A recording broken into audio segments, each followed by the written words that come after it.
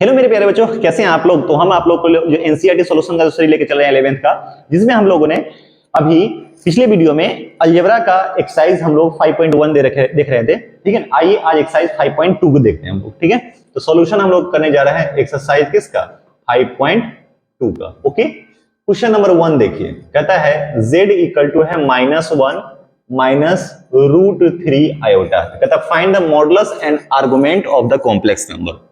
तो जरा देखो ना, रियल पार्ट ऑफ जेड कितना है, यहाँ पे -1 है ये वाला, और इमेजिनरी पार्ट ऑफ जेड जो है -√3 है। तो मॉड जेड जो होता है रूट अंडर रियल पार्ट का स्क्वायर -1 का स्क्वायर, इमेजिनरी पार्ट का स्क्वायर -√3 का स्क्वायर, मतलब हो जाएगा 1 + 3 मतलब रूट अंडर 4, और बाहर आएगा तो कितना हो गया 2। ये मॉडुलस सबका हो गया। ठीक है, अब क्या दे रखा है, आर्गुमेंट की बात बोला है ना, फॉर आर्गुमेंट। ठीक, लेट मान लेते हैं alpha be the acute angle. ठीक, एंड ये भी मान लेते हैं theta be the argument, theta be the argument. Okay,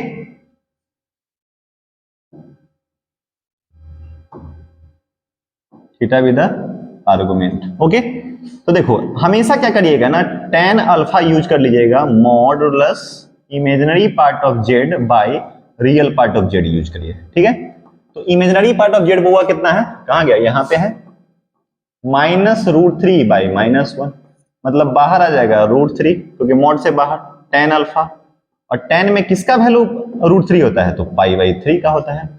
अब ये पहले पता करिए कि आखिर ये z किस क्वाड्रेंट में लाई करता है। तो z दोनों निगेटिव है, तो लिखेंगे since z lies in third quadrant,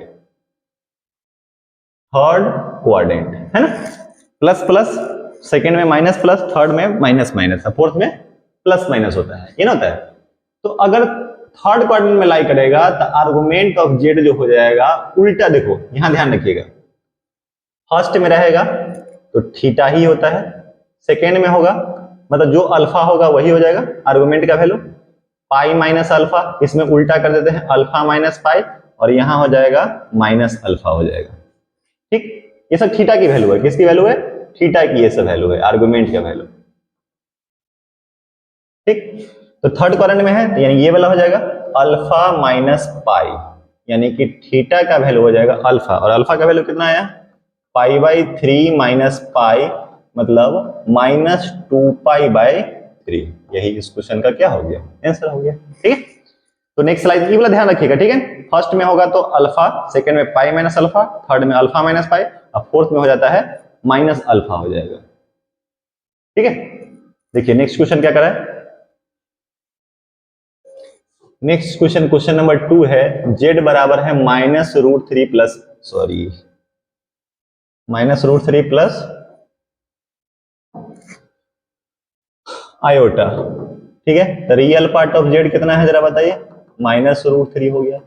imaginary part of Z नहीं दे रखा है, 1 है, तो मॉडुलस ऑफ जेड होता है रूट अंडर रियल पार्ट का स्क्वायर और प्लस इमेजिनरी पार्ट का स्क्वायर। √3 का स्क्वायर 3 + 1 रूट अंडर 4, तो बाहर कितना आ जाएगा 2 हो जाएगा। ठीक है, चलिए नेक्स्ट क्वेश्चन उसके बाद देखते हैं। चलिए कोई बात नहीं, फोन आ गया था, आप ही जैसे बच्चों का कोई भी होंगे ना, उनके पेरेंट्स। ठीक है, आइए देखिए क्वेश्चन नंबर 2 देख रहे थे, तो मॉडुलस निकालेंगे। अब आर्गुमेंट की बात कर रहा है, तो हम लोग क्या मान लेते हैं, late alpha be the acute angle, acute angle. ठीक है, तो tan अल्फा बराबर हमेशा यूज करना है imaginary part of Z by real part of Z, always use करिएगा। तो बउआ इमेजिनरी पार्ट कितना है 1, और यहाँ कितना आया -√3, तो मॉड से बाहर करोगे तो क्या हो जाएगा 1/√3।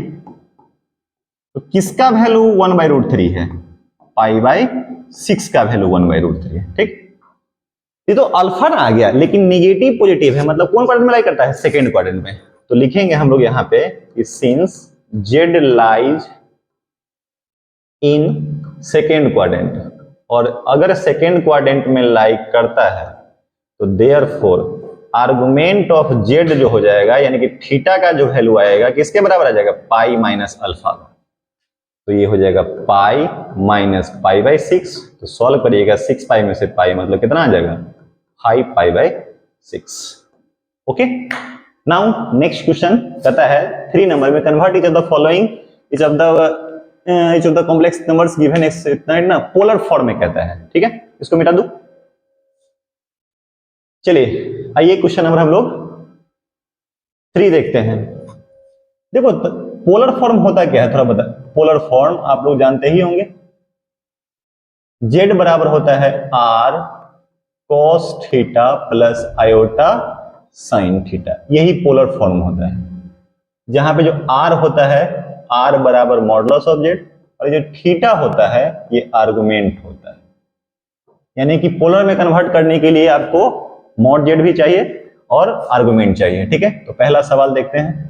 जैसे पहला क्या, तीसरा नंबर, z बराबर 1 माइनस आयोटा है ना, तो रियल पार्ट ऑफ z कितना है 1, इमेजिनरी पार्ट ऑफ z कितना है -1। ठीक है, तो पहले मॉड z निकाल दीजिए, रूट अंडर मॉड z को ही r लिखा जाता है, 1 का स्क्वायर रियल पार्ट का स्क्वायर इमेजिनरी पार्ट का square root under 2। Let alpha be the acute angle. Acute angle, acute angle में हम लोग सिंस tan अल्फा को क्या लिखते हैं, imaginary part of z by real part of z।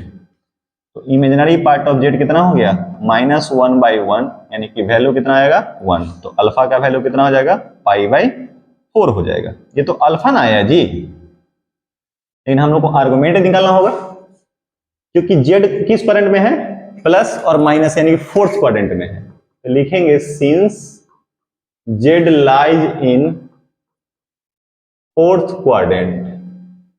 ठीक, तो फोर्थ क्वाड्रेंट में आर्गुमेंट ऑफ z यानी कि थीटा का जो वैल्यू होगा माइनस अल्फा, और अल्फा का वैल्यू कितना है -पाई/4।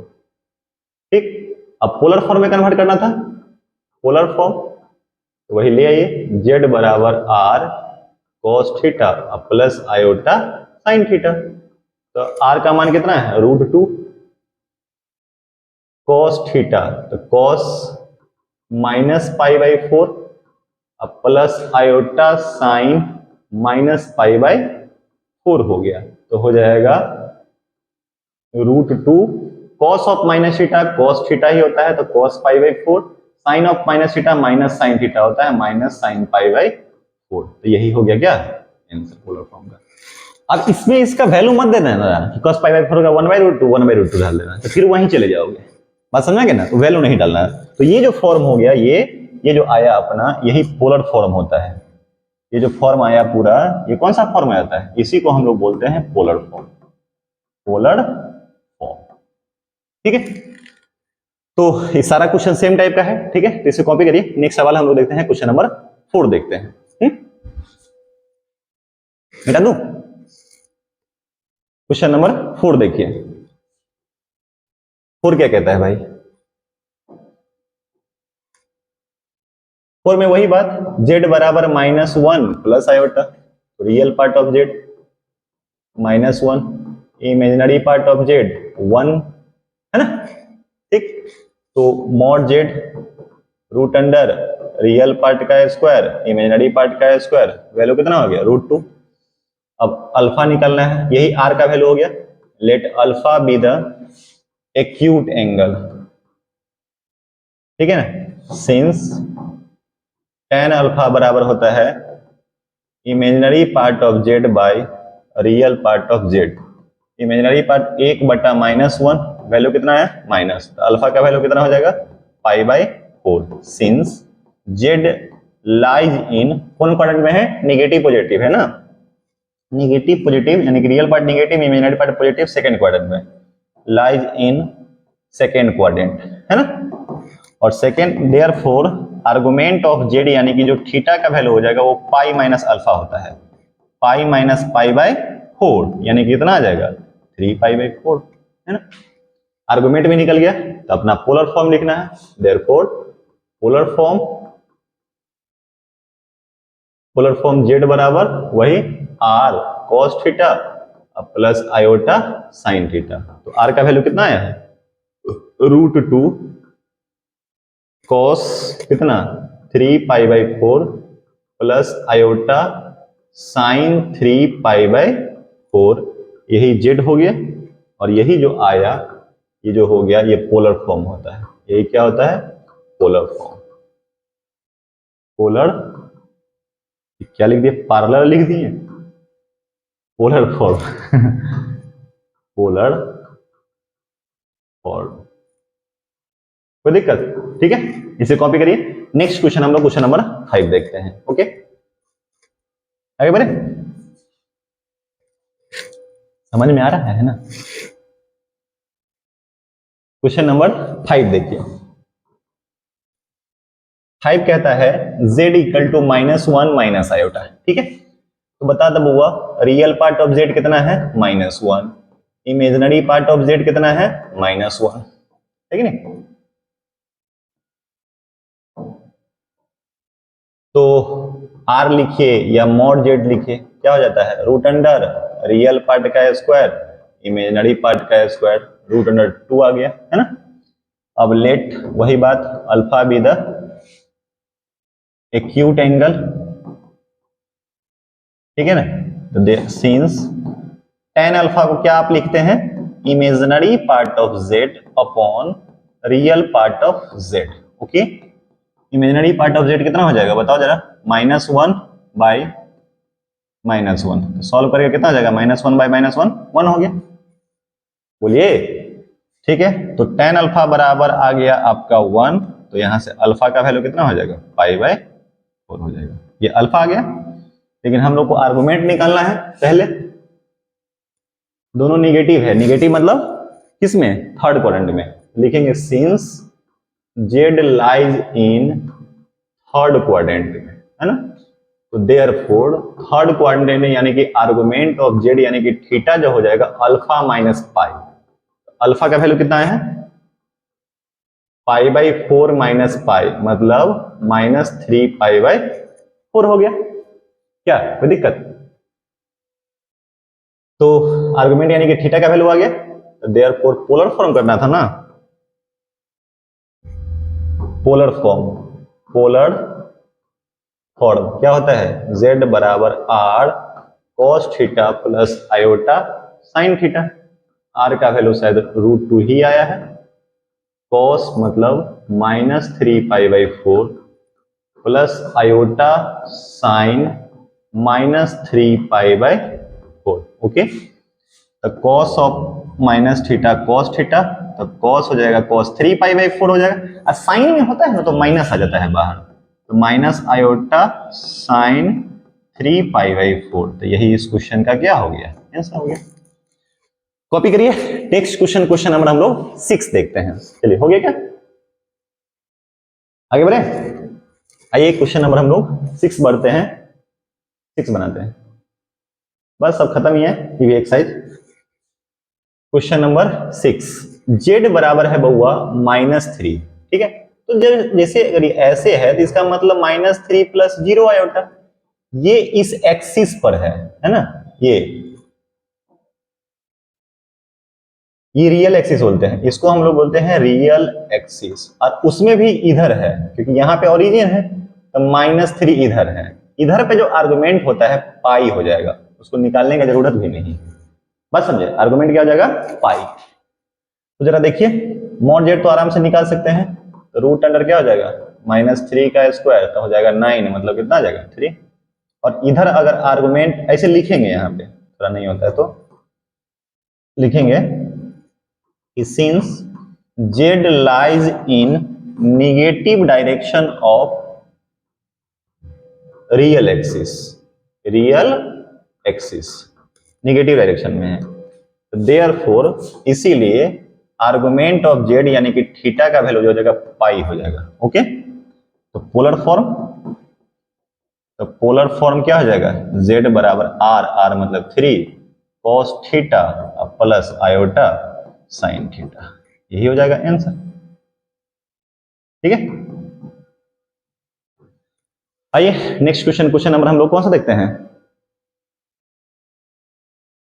लिमिटेड है। ठीक है, आगे बढ़े। क्वेश्चन नंबर 6 हो गया, अब 7 देखते हैं। आगे बढ़ रहा हूं।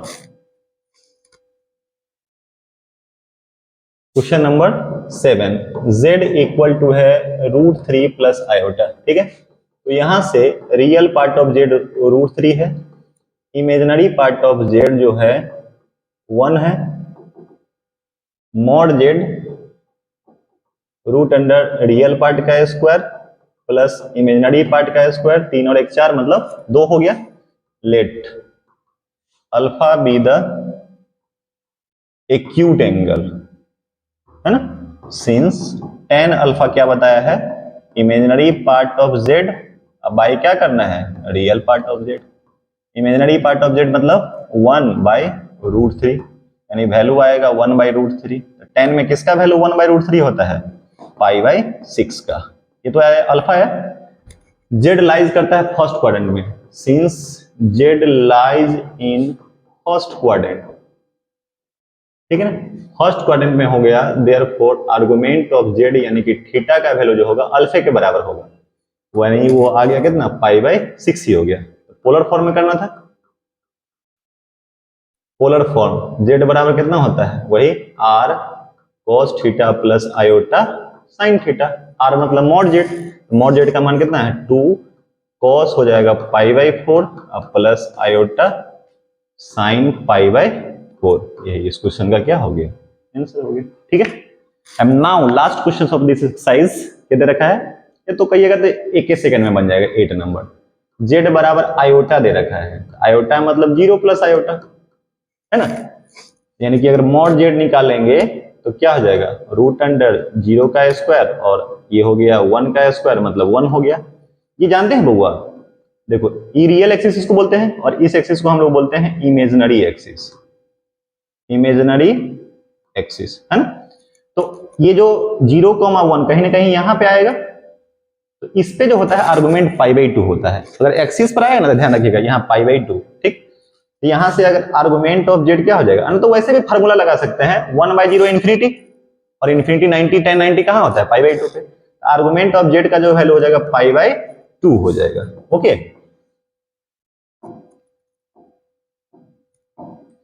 तो यहां से अगर मान लीजिए z पता ये पता, तो पोलर फॉर्म क्या हो जाएगा, पोलर फॉर्म z बराबर r का जगह पे 1 cos थीटा यानी कि cos π/2 अब प्लस आयोटा साइन कितना हो जाएगा π/2 हो जाएगा।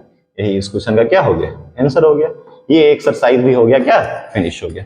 ठीक है, और मेरे प्यारे बच्चों, ठीक है, इस वीडियो में हम इतना ही रहने देते हैं। ठीक है, मन लगा के पढ़िए, अच्छे से पढ़िए। ठीक है, ओके।